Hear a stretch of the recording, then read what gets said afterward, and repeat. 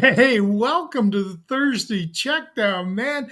This is the show that's designed to help you win your leagues by keeping you in the know. And I got to say, Rick, I'm loving this episode. I think we're going to have a lot of fun tonight. How you feeling? Feeling real good, and I was excited when I saw the guest list. So why don't we just get going?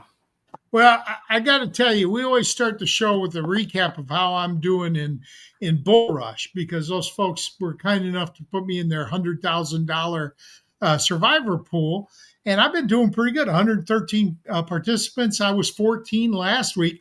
Not so good this week. I dropped to 19th.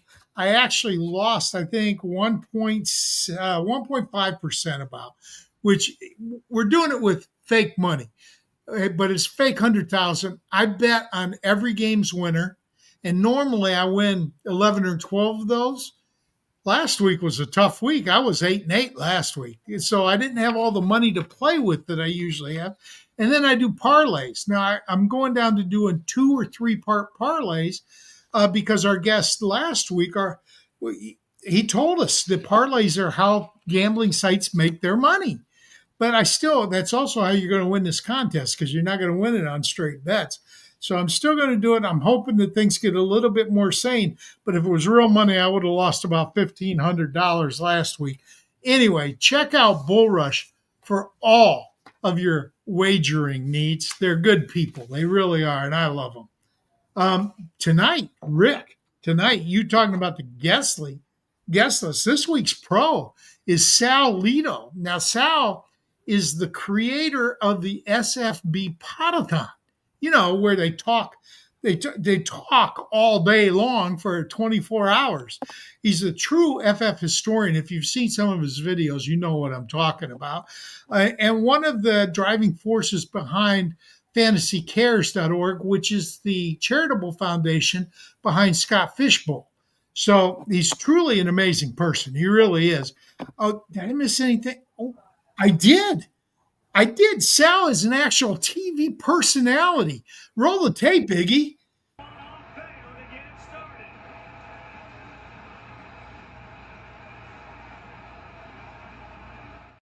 Now, if you missed it, Sal was the guy in the blue shirt at that time, and he's got his Scott Fishbowl mini helmet. Sal, tell us what I missed. Tell us about yourself, where people can find your work, and how you're doing. Yeah, first I'm doing great. Thank you both for Iggy in the background for inviting me on tonight. And yeah, it was me at last night's Yankee Red Sox game. First inning, line drive balls hit the hand of the guy right next to me. It jumped on me so quickly. I wasn't even ready for it. But great place to be. But yeah, you mentioned SFB Potathon. We do that once a year in early July, right around the Scott Fishbowl. We speak for 24 hours straight, so I get all my podcasting done in one weekend. And my new venture, I'm 5 weeks into the Fantasy Football Historian. You can see the name down below at the FF Historian. I'm going to interrupt for 1 minute. I remember when you sent me that first link for that. That's a good video. I mean, if he's got 5 episodes, I've only seen one. I'm going to go out and look up the rest of them because you have information I didn't know, and I'm old as dirt. So check out Fantasy Football Historian. It's worth it. Yeah, and it's about 20. It's about 20 segments. So I was doing a video a day, Monday through Friday. So the first few weeks there was five full game recaps. I decided to bring the videos down a little bit shorter to get them under a minute. So we focus on one big performance a day. So tomorrow, October 3rd, will be an interesting one. Tune in, and it's at the FF Historian on all platforms. Okay, so you've got to go up against our Joe tonight, and our Joe is pretty well known on the internet. It's Dave Reed. Dave Reed is Dave. Tell them your Twitter handle so they can find you. Now, Dave does have one small character flaw. I have to bring this up as a Michigan fan. I have to be honest with I got to be honest with my audience. He's a Nittany Lion. And he married a Nittany Lion, too. That's right, baby. And I got to say, is your daughter also a Nittany Lion? No, I've got UVA student and a Virginia Tech student. So. Oh yeah, that's right. Hokey. Yeah, right. Well, I think it's at Dave PSU, but I want to thank Greg and Rick for having me on. I met Greg on Twitter a few years ago, and at the time, I think I replied to a question, and Greg kind of hit me up. He's like, Dave, just give me a call. And he sent me his phone number. And that's just a perfect example of the kind of guy that Greg is. He'll reach out. He wants to help you. And he imparted a lot of knowledge on me at that time. And I'm very appreciative of that. As Greg said, I am a Penn Stater and a proud father of 3. My real life job is I'm a software developer, and I work for a company called Project Team.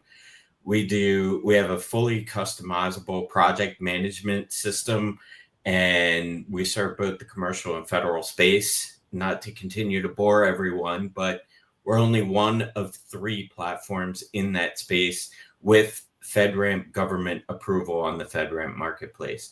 So if anyone out there is in the commercial construction business, give us a look. Or even if you're just working with RFIs and contracts and budgeting, we're at projectteam.com. And then finally, I'll wrap it up, Greg. So I've been playing fantasy football since probably the late 90s. So I'm not really a newcomer to the space or anything, but I love it. And clearly it's a passion of mine that takes up way too much time, as I'm sure it does for all of us. It's kind of like that bad addiction that I just refuse to quit. So, Greg and Rick, I thank you again for having me on. Oh, it's our pleasure. And if it weren't fun, none of us would do it. I mean, That's right. that should be known. So I want to give a quick explanation of what the pros versus Joes is. We're each going to choose one sleeper and one bust. Well, how do you define a sleeper or a bust? I created a list of the year-to-date scoring in a very basic PPR system of the top 12 quarterbacks and top 12 tight ends, top 24 running backs, and top 24 wide receivers. To be a bust, you have to be on those lists and fail to perform at that level next week. To be a sleeper, you have to be off the list and perform at those levels next week. So let's get started with Sal, our pro. Who is your sleeper this week? Yeah, we do a bus? Wait a minute. I think we're doing sleepers first, right? Sleepers first. Yeah, sleepers. Who's All your right, so sleeper? I am probably going deeper than most, right? I have Jalen Hyatt, wide receiver from the New York Giants. And we all know, sadly enough, that Neighbors, he's out for the rest of the season. So while everybody spent up on Darius Slayton this past week, I grabbed Hyatt for free everywhere that I could get him. And if you're in a deep league and he's on waivers, go pick him up today. What has Hyatt done outside of a couple of ball games as a rookie? Well, not much, but he's got an opportunity now. An opportunity he probably was not going to get behind a bunch of veterans and Neighbors in that offense. Now, they got Jackson Dart, a defense. I can't speak English. Jackson Dart at quarterback now. And while he had a good game, but mostly running the ball last week, I expect him to open the offense up a little bit more. You know why I put in Darius Slayton? You want the comfortable, nice 10-yard, 15-yard. That's beautiful. Or if you want the downfield, big play ability, Jalen Hyatt is the guy to get that done. So I'm looking for a couple of big downfield shots to Hyatt, and he's only got to pull in one of those to really make it worth the week of having you line himself. Jalen Hyatt. Yeah. I got to say, you're right. You went deeper than anybody ever has. You took a player that has 0 fantasy points for the year. I had to look down all the way down through all the wide receivers. He's like wide receiver 154, tied for it with everybody else that's 0. So I got to say, that's a great pick. I think it's a gutsy pick, and we'll have to see what Dave says. Well, thank you, Greg. I'm kind of going the opposite approach of Sal here. And I'm taking a page out of the Greg Kellogg playbook by taking someone that he would refer to as low-hanging fruit. I'm going with the number 27 overall running back on the season, Alvin Kamara, and he's actually facing against Sal's opponent with the New York Giants. So the interesting thing about the Giants, they're 31st in yards per rush. They're 30th in total yards against, and they're also 30th in touchdowns surrendered in the season, which with 6 on the season. So only 4 games in, that's more than 1 a game. They're in addition to that, they're giving up the 6th most fantasy points to running backs. Now, I know the Saints played Buffalo last week, and they were giving up the 8th most points to running backs, and they saw fit to use Keandre Miller, who had 11 touches and a touchdown. But the thing you might not know is that through 4 games, the Bills have done a pretty good job against the running backs who are catching the ball out of the backfield, but not such a great job against the running backs who are pounding the rock. We also have Kamara's snap trend has not been great over the last 2 weeks. We're on a downtrend. However, he's still touching the ball 20 times a game, and he finished as the running back 23 and 16 last week, even though he kind of was splitting time with Kamara. I'll finish that off with he only has 1 touchdown on the season. So if he's able to get in the end zone this week, coupled with how he's been producing in the top 24 most of the weeks, I think he'll have a great chance of getting into the top 24 again this week. Thanks, guys. Sounds great. Rick, who do you got? Okay, I feel like I'm cheating a bit because I'm going with someone who just exploded last week and will even have a better chance this week. And that is my Houston Texans, Woody Marks. Oh my God. Well, Iggy, come on. Woody is a great pick. I would have chosen him. Well, first of all, Baltimore has struggled against the run. They've given up 26.5 fantasy points per game to running backs. And they've actually have bigger problems because they lost 2 of their best defenders. They lost Roquan Smith, and I'll just struggle through the guy's name, Nanandi Mabuke, who's a huge defensive tackle. So they're going to give up some big gash yards against, or the Texans are going to get some big yards up against that Baltimore defense. Also, Marks's usage has climbed every week from the start. So 7 the first week, 13, 29, 40 snaps this last week. Same thing with touches, 3, 4, 7, and 21 in last week. Where he's also really good is as a receiving back. He was 4 catches for 50 yards and a touchdown. When he came out of college, he was known as a great receiver, as a running back, and he's already displaying that. He's even displaying great pass protection, which was one of the questions when he came into the league. There's a great video of him pancaking a defensive lineman. I'm looking for a big game with Woody Marks this week. All right, so here's our talker. He's the one that gets us off the timeline every week, but I still love his takes, so I love it. I'm going with the low-hanging fruit. I'm taking quarterback 13, Jared Goff, this week because, taking a quarterback's a dangerous thing. There's so many things that can impact his performance. You get in a blowout, he starts handing the ball off instead of throwing it. But I expect him to have a game like he did against the Bears. Not 4 or 5 touchdowns, no, but I do expect him to get 2 or 3. The Bengals defense is trash. Let's just be frank with it. They're going to run the ball a lot, Detroit is, but I do think he'll get 2 or 3 touchdowns before he does. So that, and it is an away game outside, which does affect Goff negatively, but it's field turf, and I checked the weather. It's expected to be pristine. So let's go over to our bus. Who you got, Sal?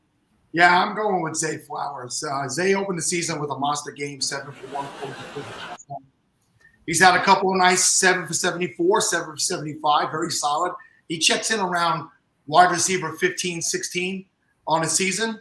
But we know by now that Lamar is not going to play, right? They're saying he's week to week. He's not playing. He's not playing in this game. And last week, for some inexplicable reason, King Henry got 8 carries. 8 carries. You got a bulldozer, and you give him 8 carries. Well, I could show you the 2 bets I placed. At plus 224, I got Henry to go over 24 carries. And at plus 1,258, I took Henry to go over 30-plus carries. I think he gets somewhere between 25 and 30 carries. They're going to run the ball heavy. They're going to do short dump passes off to Justice and to Mark Andrews, who's been working back into the offense. And that means no big shots to Zay, no big shots down the field.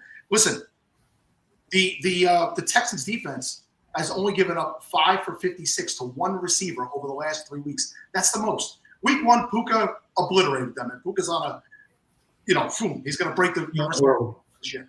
No other wide receiver has caught more than 5 passes for 56 yards against that defense. So I expect a down week for Zay, and probably I'd be looking to keep him on my bench, or at least not have him as a high-end choice until Lamar is back in an offense, because I know somebody mentioned starting Cooper Rush this week, but that's a bit.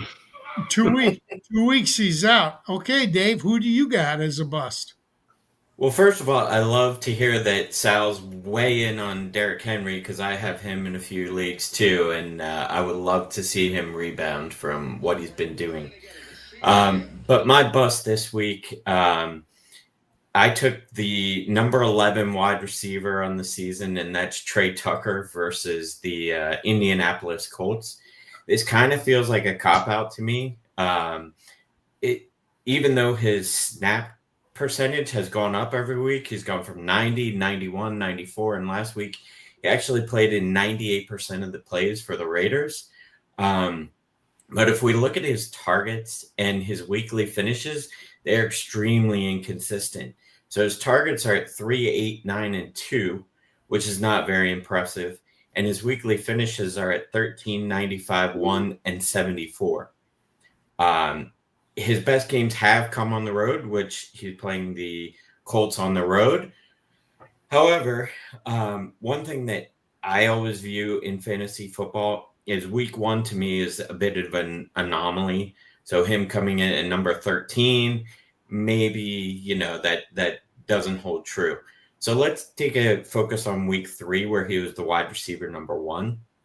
He was going against Washington, and they're kind of middle of the range against wide receivers, but they're top 6 versus tight ends and top 4 versus running backs so far on the season, meaning the wide receivers really had the best matchups in that game.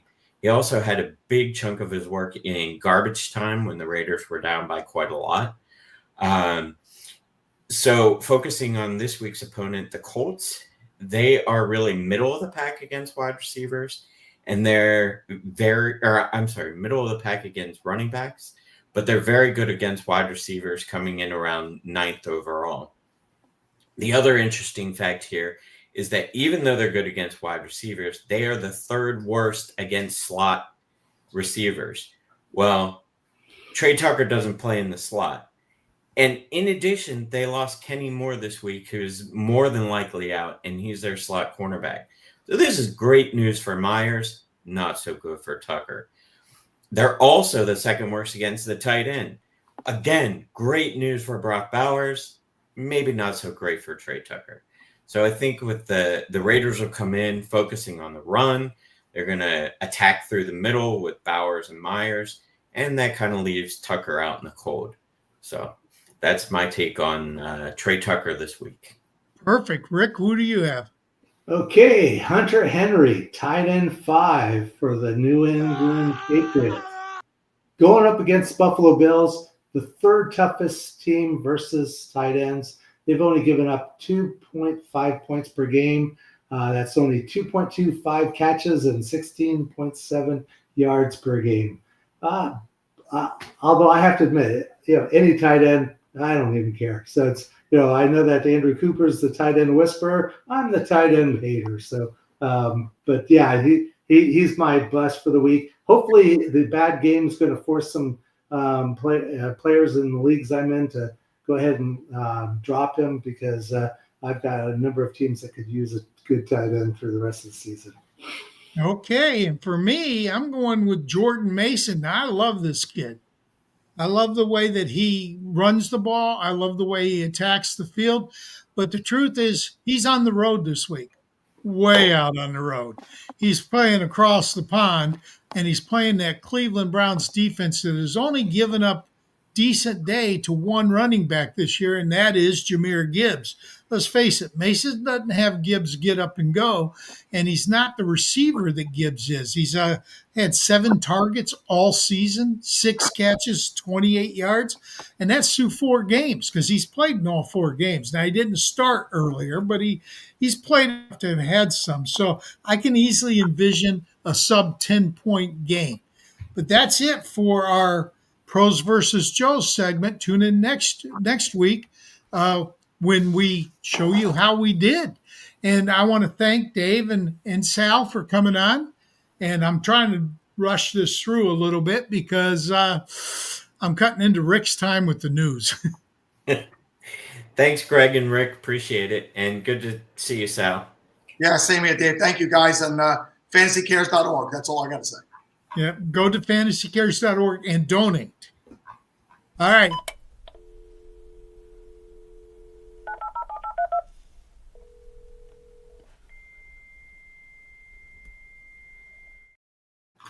Hey, I had promised you 15 minutes. You've got 8 minutes. Sorry. Okay, I'm going to drop all the big news and just say, hey, let's first of all, remember this is by week 5, so they're going to be the Packers out, Bears out, Steelers out, Falcons out. So if there's no other thing you get out of the news, is you make sure not to be putting any of those players from those teams in your starting lineup. We'll go through it quick. Lamar Jackson, he pulled a hamstring. He's out at least 1 game, probably 2. Cooper Rush is his backup. He was 9 for 13 for 52 yards last. Again, he's going up against a really tough team. Look elsewhere if you can. Temper expectations. That's right. Jaden Daniels, though, is expected to play. J.J. McCarthy could have returned, but I think the week 6 was more likely. So look for Carson Wentz again in the backup role. Brock Purdy, he is out. He has turf toe, and he's playing, or he would have been playing tonight. So one thing you'll have to keep an eye on is turf toe can linger throughout the season. Mac Jones will get the start. He's won games mostly as a game manager. Unfortunately, he's going up against a really tough defense tonight, and he's minus Kittle, Ayuk, and Jennings. So again, and Pearsall too. Ricky Pearsall's out as well. Some good news in the quarterback department. Well, at least it's good news for Dylan Gabriel. The Cleveland Browns have announced him to be the starter over a largely ineffective Joe Flacco. The Oregon rookie will get a shot with, I was saying minimal weapons, but Judkins, Judy, Bond, Njoku, and Fannin. I think that you just have the promise of a young player coming in, and I know that Cleveland. Quick question: do we know if he's a scrambling type quarterback? Dart, I knew could run, but I didn't know he could be as effective. They had 6 called running plays for Dart last week.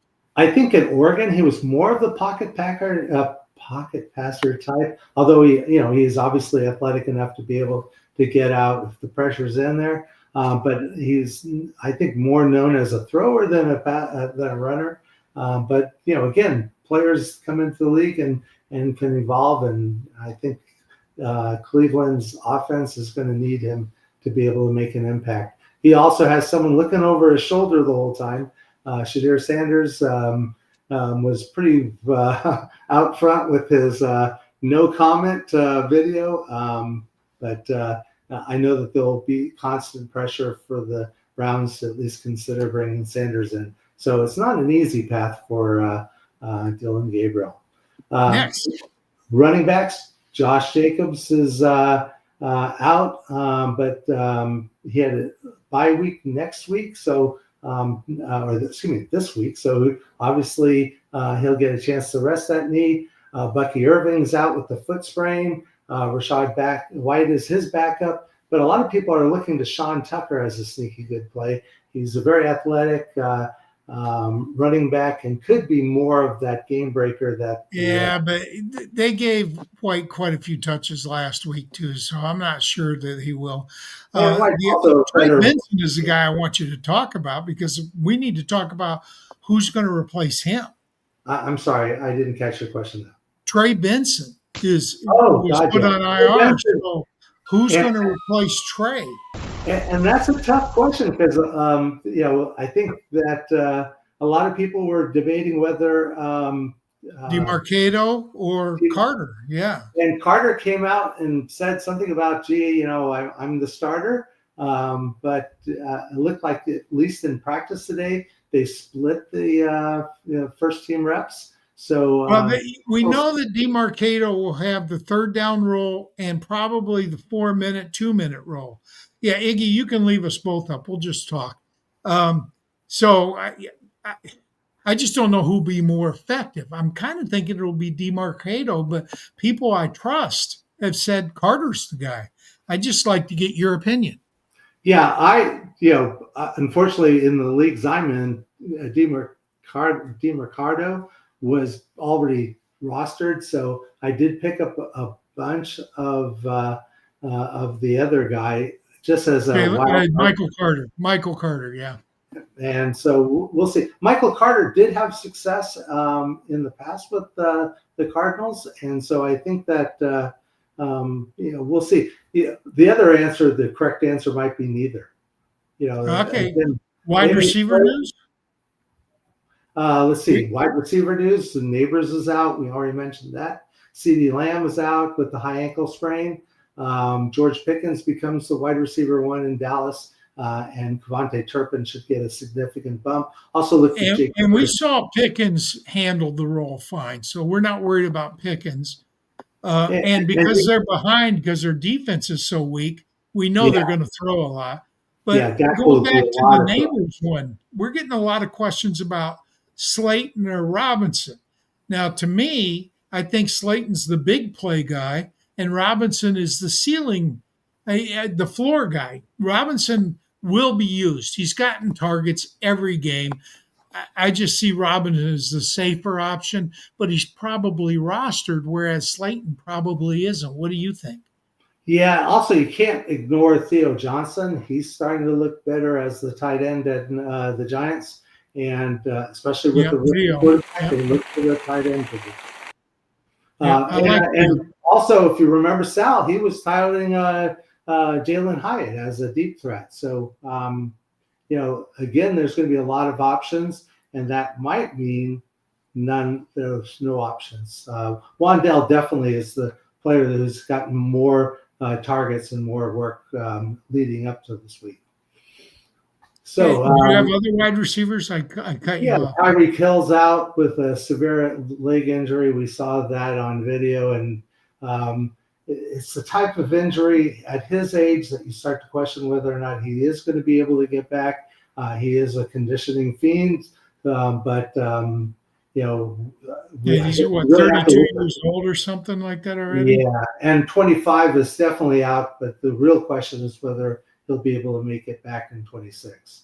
Jalen Waddle is the wide receiver 1 now in Miami. Malik Washington is a person to look for in the waivers if you haven't already had your waivers run.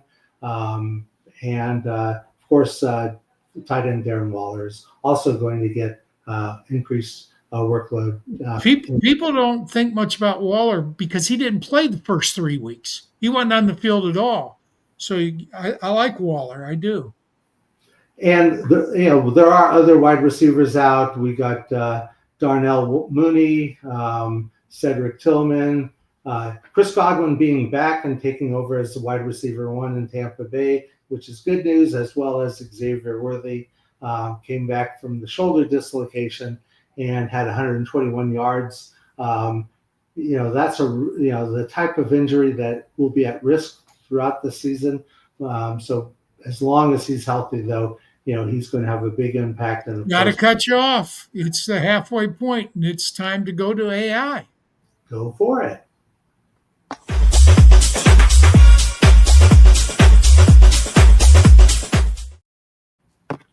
It's Tipp. Tipp Sure. What's up, fellas? Tipp Major, he presents the AI position on 3 players every week. All right. Yeah. Now, we can't just go with the machines. Rick and I are going to choose the order too. Every week we choose a running back, a wide receiver, and a tight end to pick as a flex player. And we try to make it hard. Last week they were extremely close. Everybody got the number 3 guy wrong because he finished number 2, not number 3. So, how are we doing this week? I got to look at my notes to see that. We're ahead of the machines 22-24. I'm tied with the machines. Tipp is tied with the machines. The machines are tied with the machines. But Ricky has done 2 points better. Now, remember, low score wins. Mm-hmm. Ricky's got 22 because he's been off 22 slots from all of the potential. I mean, the worst you can do is 4 points in a week. Right. So that's, basically the best you can do is 0. You're either going to get 0, 2, or 4 in any given week. And we're ahead 24-22 because of Rick. He's the only one that's had a perfect lineup. So, what do we do in week 5, Tipp? Who do we got? Well, this week is another tough one because, like Rick said, we picked some of the tougher players because these are flex options. So this week we have so last week was Drake London, excuse me. So this week we have I'm blanking on it. Oh, here it is right here. Do you want me to tell you? No, I got Sam Laporta, Woody Marks of the Texans, and Keon Coleman of the Bills. So another one. I mean, this is tough, guys, because we're looking at a situation where some of these people are on up and up, like Woody Marks. We just talked about him earlier. Or you have some of these people like Sam Laporta, Keon Coleman, who we might be down on if they're on your fantasy team. But what I'm going to do is I'm going to give you tidbits of what each of the AI said and then what I said. We're going to start with Sir Whittington. And Sir Whittington has him ranked, Sam Laporta, number 1. And what he says about Sam Laporta is kind of odd because to me, it's like, why would you rank him number 1 if you're going to say this? He says limited targets and not being very reliable right now, but he sees a sudden change in his outcome this week. So he feels like with Sam Laporta, he's a safe option. He's going to get the targets. He's going to get the opportunities. And then after that, he has Woody Marks, and he says, "Oh, wait a minute!" And you got to admit, Laporta's going up against the Bengals. That's got to take part of the reason. And that's actually my reason, because you got to look at who they're going against as well. And I talk about some of the matchups, but going back to what Sir Whittington said about this next player was Woody Marks. Woody Marks, he says he's emerging as a PPR asset, and he is. He last week 22 touches, guys. That right there in of itself should tell you something about this offense and what they want to do with him. So Woody Marks he's gonna get a lot of receiving upside and has the ability to receive the ball. And right now they don't have a real threat coming out of the backfield. So he has him marked as number 2 for Woody Marks. Number 3, he has Keon Coleman.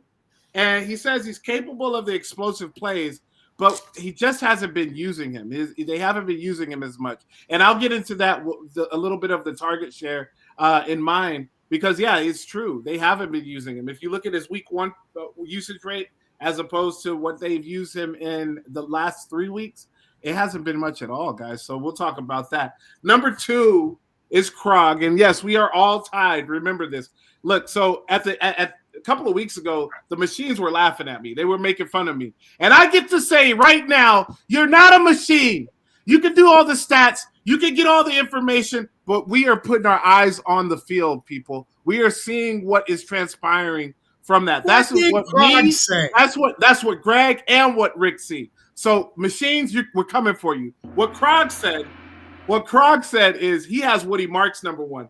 And look, he thinks that it's a really good matchup going against the Baltimore Ravens, which it is. That is the case. It is a great matchup. But he also thinks that he's going to lead the team in target in running back shares this week going against that Ravens team. So he has him at number 1. Sam Laporta at number 2. He loves his red zone upside. He thinks that he has an opportunity to get in the red zone, although I will challenge that, and I'll talk about a little bit more about Amon-Ra St. Brown. And then he has number 3, Keon Coleman. He said that he's not really reliable in the PPR aspect of it of things because Khalil Shakir is getting those yards. Dalton Kincaid is getting those. So it's leaving him to be a big play threat, but he's not really a big play threat. So right now he's relegated to red zone usage mainly.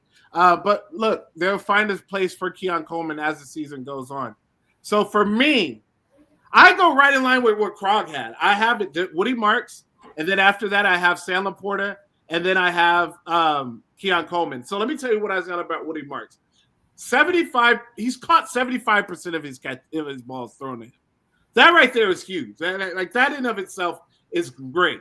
And then this last week, I don't know if you guys noticed, but PFF gave him an 83.4 score for pass blocking. What is it essential for a running back to do? Pass block and protect the quarterback. And when you have a bad offensive line like the Texans, it's even more essential. So Woody Marks is going to find himself on the field. Sam Laporta, Amon-Ra St. Brown's been killing him in the red zone.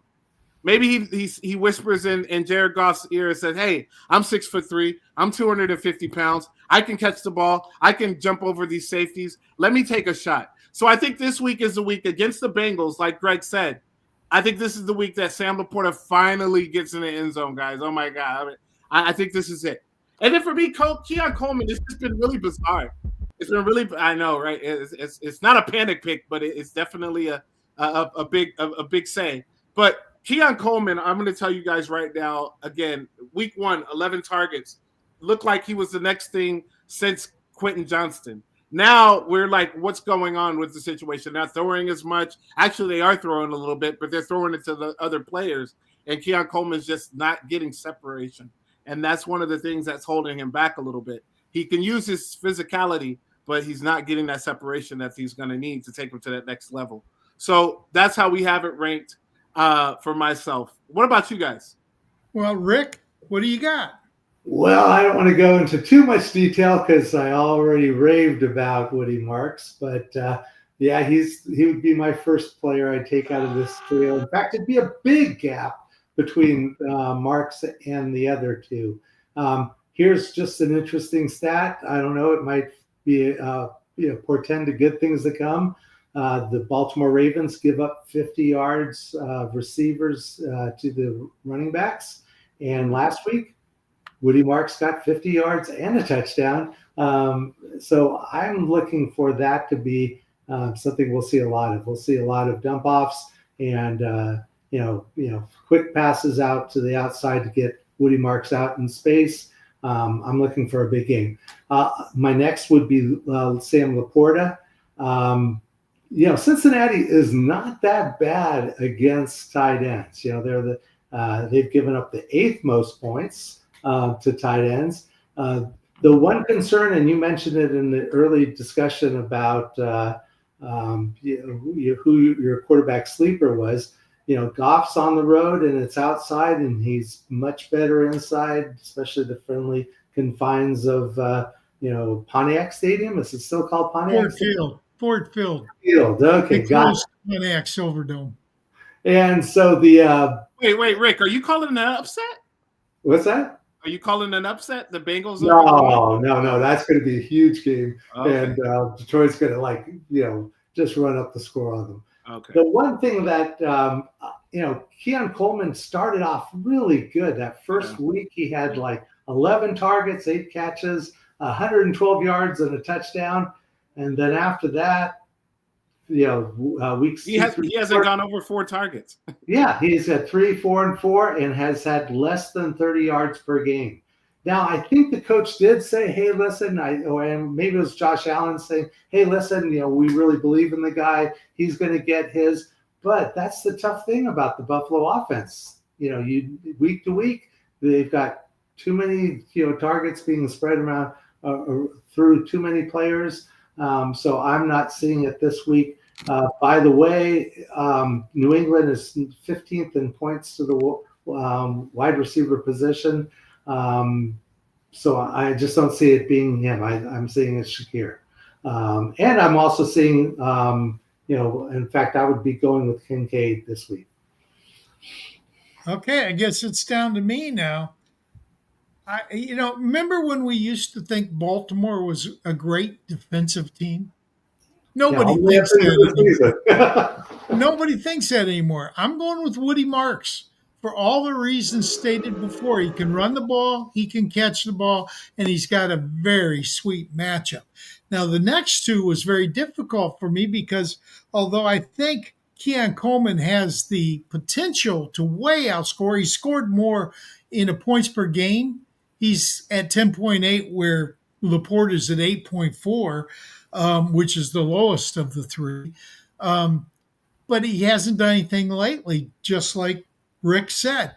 That said, I got to go with Keon Coleman this week as my number 2. I just think they're going to get him in, and it just takes one pass. And the problem with Laporta is that there's another tight end in town named Brock Wright who has caught touchdowns. He's been used near the goal line because every defense in the world remembers Laporta's rookie year, and they all game plan against him. Now, like I said, I expect Goff to throw for 2 or 3 touchdowns. I'm just not sure that Laporta will get one of them. And if he doesn't get one, he's got a very solid floor. He's going to score probably 4 or 5 catches for 50 or 60 yards. So he'll be right around the 10-point mark. He's averaged 8.4. So he'll be right around there. But if he doesn't get in the end zone, I don't think he can keep up on yardage or receptions with Coleman. So I'm going Marks and then Coleman, and then I'm going with Laporta. And, as a Detroit fan, that pains me. That does pain me. Wow. Hey. Yeah, I mean, Greg, let me ask you this. As a Detroit fan, I was looking at some of his Sam Laporta. I was looking at some of his pass blocking on PFF, and he's been rated pretty fair. He's good. Yeah, he's very good. Are they utilizing him more for that to kind of hide some of the issues, or maybe the issues that we got on the line? No, because frankly, tight ends don't pass block in the middle of the field. They chip on the defensive ends. Right. They pick up blitzes. Okay. And Brock Wright is a much better blocker than Sam Laporta is. Okay. They use Brock Wright a lot because of the run game. Well, no, but do you think they're using both? Do you think they're using both? Well, no. Who is the primary weapon across the middle and in the short to intermediate range? Amon-Ra. Oh, yeah. Okay. That's why. That's exactly what. Amon-Ra's getting everything. He is getting everything. Yeah. I mean, what's he had? 2 touchdowns in each of the last 3 games?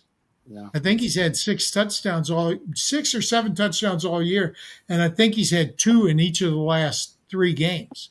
So, that's taking something away from Laporta. It just is. And it's not going to change because you talked a little bit earlier about what's the problem with Keon. He's not getting separation. What does Amon-Ra get every time he goes out on the field?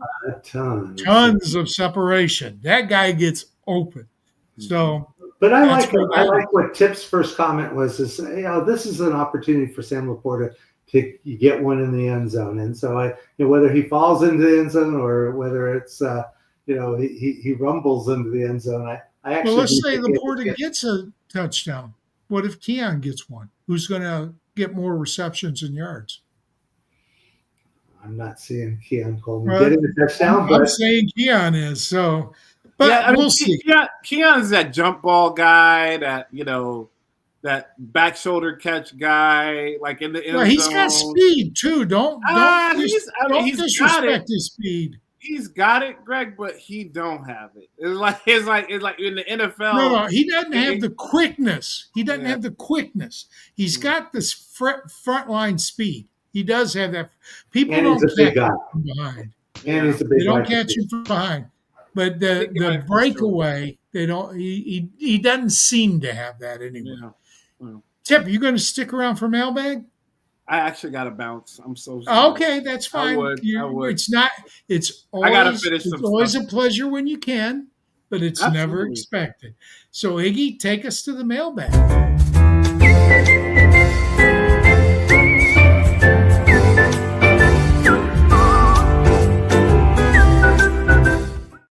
Oh, I love Hey, it.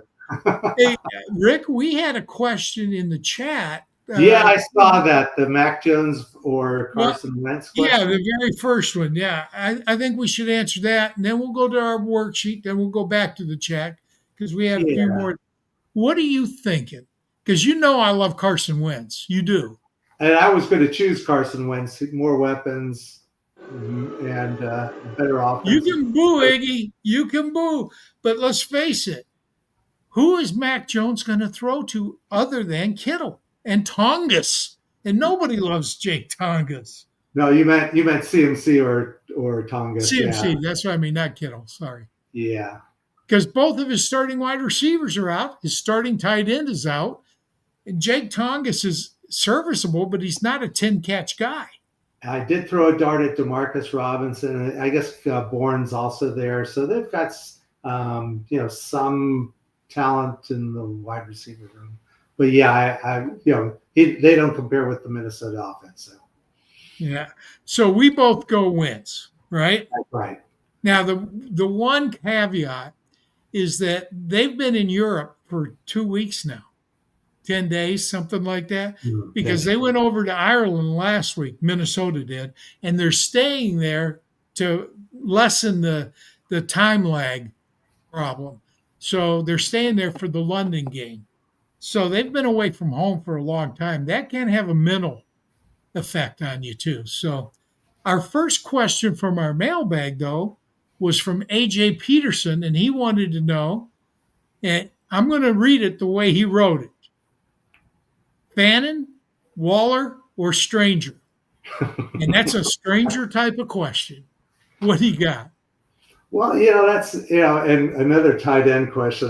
My head's starting to hurt. I happen to like Strange, maybe just because of the name Stranger Strange. Fannin has had a good start of the season. Waller had 2 touchdowns last week, but I think on all of 3 or 5 yards total. And I did see where they said Waller was going to get more work this year. Maybe that was Waller's own comment. But I just think Strange has been a more consistent tight end over the season. And so I would go with I almost said Curtis Strange. I was thinking golf, but Brenton Strange. Yeah, Brenton. Okay, so what is Fannin's role? We really don't know. I mean, he plays quarterback, he plays H-back, he splits out wide, he plays tight end, and he shares a lot of targets with David Njoku still. I just don't know what to expect with Fannin. Waller looked great last week, but you got to expect defenses to adjust to that because remember, last week they had no tape on him from this year because he didn't play the first 3 weeks. Strange targets 4, 5, 7, and 7. So he's got 7 targets in each of the last two weeks. I think for the floor, you go with Brenton Strange, but for the potential upside, I got to go with Waller. I don't expect 2 touchdowns, and he had 4 targets, 3 catches for 27 yards. 3 catches for 27 yards isn't all that great without the touchdowns. Will he get another touchdown this week? Potentially, but tight ends don't get touchdowns every week, and rarely do they get 2 in back-to-back weeks. So I'm projecting Strange, but if you feel like you're an underdog and you need a push, then I would go Waller and just hope for the best. Okay, do we have another one out of the chat? I didn't see one in the chat. I saw that, and we kind of touched a little bit on the question about Wan'Dale Robinson or Darius Slayton. Yeah, we did. I thought I saw one more in the chat. Oh, yeah, here. Start Adams or wait for Myers Sutton. Thanks. Start Adams or wait for Myers and Sutton. Well, I think that the Myers pick was explained in our Pros versus Joes, wasn't it? Jacoby Myers should have a pretty good game this week, I would think. I like Adams though, I really do. But on my bust from Snap Crackle Pop, I think I put Matthew Stafford as my bust quarterback because I don't think they're going to have to run against San Francisco. I think they're going to chew up the clock a lot because Kyron Williams. I Yeah. think San Francisco's offense is going to score very much at all. So Yeah. I probably go with Devontae Adams over Myers, and I just don't trust Sutton right now.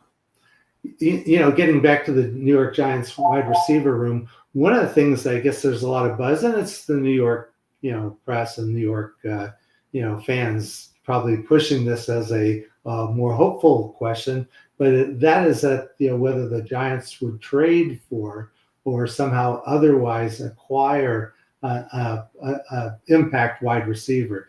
And I saw names like Jacoby Myers, Romeo Dubs, bringing back Odell Beckham Jr., Chris Olave. So I just don't see it, though. Do you? I mean, No, I don't see it. But Olave in a Giants uniform would be very nice. It would be You would great. have, because Olave is a target hog, which means he gets separation. You put him with a quarterback that can throw deep, and Jackson Dart's got a strong arm. Then you've got Olave in New York, and you've got Garrett Wilson in New York. New York fans would be eating that, and New Jersey fans would be eating that up. We did see a question that popped up. I think the offense gets over 100 yards because they still got CMC. He alone will get over 100 yards, I believe, in both receptions and total yards. Yeah. So, yes, they'll go over 100. Back to our mailbag from Tolliver Quaco. Pick up Wan'Dale Robinson or Darius Slayton. We covered this too, from New York. For me, Wan'Dale's a safer play. It depends on where you're at with your team. You have to look at your situation, and you got to look at your scoring system. If you're points per reception, Wan'Dale's going to get you probably more receptions than Slayton. But if it's a traditional league, which is just yards and touchdowns, then probably Slayton would be the guy. He's more likely to go deep and get you the ball there. And as Sal said, Jalen Hyatt's somebody you got to consider. I want to see him before I recommend him. I would, if I really needed a shot in the arm, I'd go Darius Slayton. If I just needed somebody to pick up the loss, you're not going to replace Neighbors. That's the first thing you got to get in your head. But if I just need somebody to get me some of those points back, I'd go Wan'Dale. Yeah, so like PPR Wan'Dale, standard or non-PPR Darius Slayton, that does make a lot of sense. And they've got other targets that they're going to be spreading the ball around too. So, again, hopefully you've got better options on your team or out on the waivers anyway. You want to do the Kerry Josephson question, since we kind of talked about that before the show? Sure. What is it? That was the Benson versus Tennessee or David Montgomery. Oh, that's right. I forgot all about that one. So Kerry Josephson asked, and we're doing this for a reason. I will explain the reason, but I'm going to let Rick answer it first. Trey Benson versus Tennessee or David Montgomery at Cincinnati? Who you got? Well, Montgomery's the one that's going to be playing, and they say the best ability is availability. We know that Trey Benson is out. We covered it in the news. And again, we'll always try to lead off the show with whatever the latest news. We also have a good show on Tuesdays called Snap, Crackle, Pop, which also will give you players' news, largely injury related, but whatever the key knows, it's going to help you be able to set your waivers or even set your lineup later in the week. Yeah, and now the reason we covered this is because there are people out there that don't pay attention to the news. They may not know that Trey Benson went on IR this week. So Benson is out for 4 to 6 weeks. So, right away, what you should be asking is, should I pick up DeMarcado or Michael Carter? Because one of those guys is going to get that role. Now, right now, I think Michael Carter's getting the role. And if it was a choice, this week I'm starting. I said in Snap Crackle, or no, in the Lions preview. Tune in and get our NFC North preview, the Black and Blue Division Fantasy Preview. There's a special clip in the middle of my clip where I give an attaboy to the fans, and you got to see it because it's a great attaboy. It really is. So go out to the Sports Affiliation Yahoo page, subscribe, not Yahoo, excuse me, Sports Affiliation YouTube page, subscribe, and take a look at this week's Black and Blue Fantasy Preview because it's well worth it. You got an attaboy, and it's all uploaded and ready to go for you. I am recommending David Montgomery start. I am. Okay, so the Cincinnati defense is bad. With Trey Benson or David Montgomery, I'd probably lean towards Trey Benson because he'd get more carries. Between Carter and Montgomery, I'm still going Montgomery because I don't know what to expect from Michael Carter this week. Yeah, and Montgomery should have a lot of opportunities going up against the Cincinnati Bengals. Detroit's probably going to get up pretty early and get up pretty big early. And they're going to probably rest Jahmyr Gibbs some too. That's right. So from Bobby Ribeiro, should I start Fields over Mahomes this week? I thought this was an excellent question. What say you? A tough one. I struggled with the question because, again, I like both. I think that Fields showed the type of ability that he has last week, and he also is going up against one of the worst defenses, I think, in the league. Maybe even in the last decade. So he's going up against the Dallas Cowboys defense, which has given up 32 fantasy points per game to quarterbacks. The Chiefs are going up against Jacksonville, which has not been that bad of a defense this year. They've only given up 17 points per game given up to quarterbacks. Yet you have to like Mahomes. And so, this is one of those ones where, I think both of them are going to have good games, and there may not be a wrong choice or a wrong decision in between these two players. What do you think? Fields has had 2 good weeks. He had 1 week where he missed and 1 week where he went out halfway through. 2 good weeks, 29.5 and 27.1 points. Very good weeks. He does play Dallas this week. I think the floor pick is definitely Mahomes. He's had 3 out of 4 weeks have been really good, and 1 week has been decent.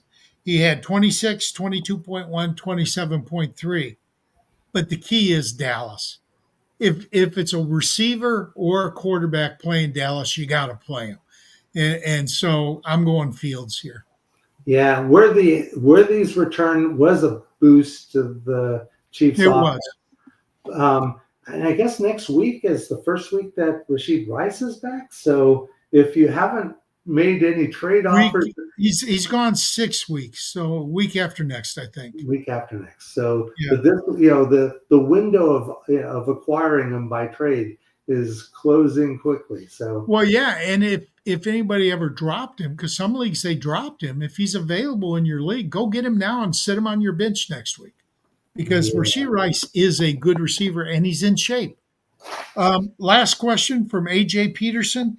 Can't believe I'm asking this. I am invested heavily in Chase Brown this year, but Woody Marks against Baltimore or Brown against Detroit? What do you got, Rick? I know what you're going to say.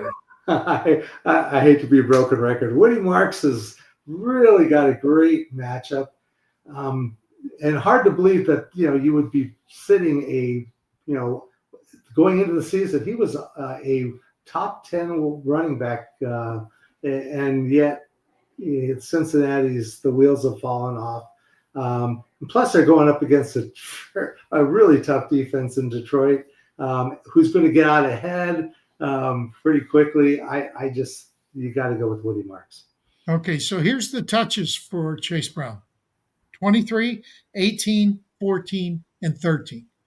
His usage is decreasing. He's not sharing. The offense is just that bad. All right.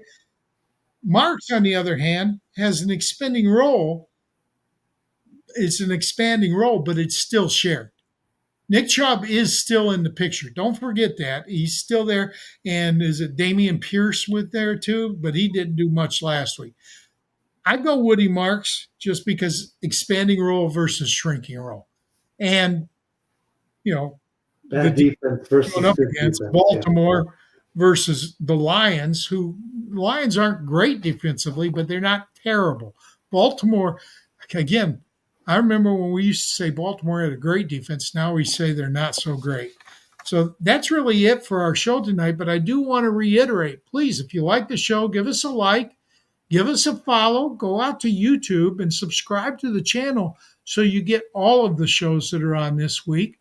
And tune in next week. But please go out and see that Black and Blue fantasy preview because I think you're going to like the Detroit Lions segment.